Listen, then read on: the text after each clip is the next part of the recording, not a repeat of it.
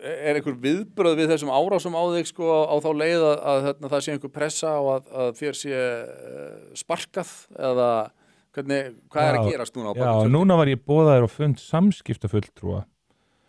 KI? Já, nei, samskiptafulltrúa ISI, því að nú ætlar ISI að blanda sér inn í þetta.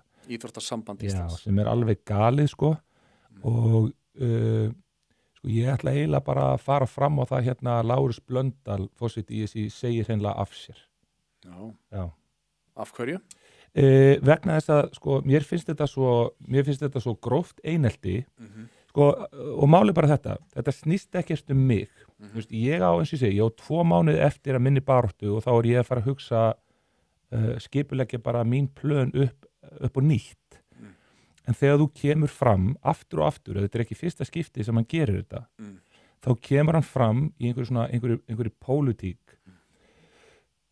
heldur hann sé einhvern veginn réttu með yfir línuna, kynni sér ekki neitt. Þetta svo slopp í vinnubrögð á sama tíma og hann og hans stjórn stendur í massífi einelti gagnvart einhverjum röddum að við vorum til dæmis í hörku MeToo-málum sem að snéru að til dæmis Körfuboltasambandinu sem að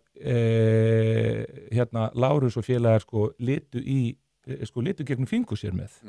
Það var bara allt í lagi. Voru ásakanir innan körfuboltahreyfingarinnar einhver svona... Já, þetta var meira þessar hlutir sem voru tæklaðir en það var verið að íta þessu undir teppið. Já.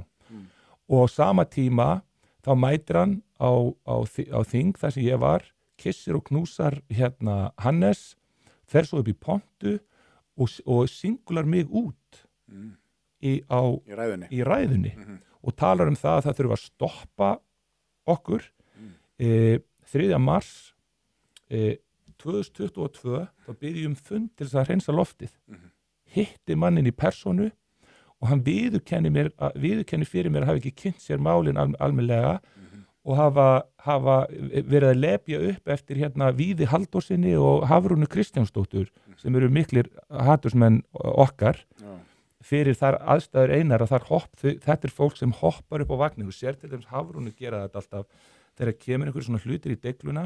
Víðir hefur ekki gert mikið að þessu upp á síðkastið að þá eru þau að reyna að vera svona körren og það er meira þess að haft eftir Víði það sem hann segir sko, já, ef ég þyrfti að kynna mér öll mál, þetta er félagsfræði prófessor, ef ég þyrfti að kynna mér öll mál til hlítar, þá gæti ég aldrei tjáð mig á samfélagsmiðlum. Og ég vil meina bara það að íþróttahreyfingin í Íslandi er bara minnst kreatífa fyrirbæri sem ég bara finn. Við erum að tala um íþróttir, það má enginn vera öðruvísi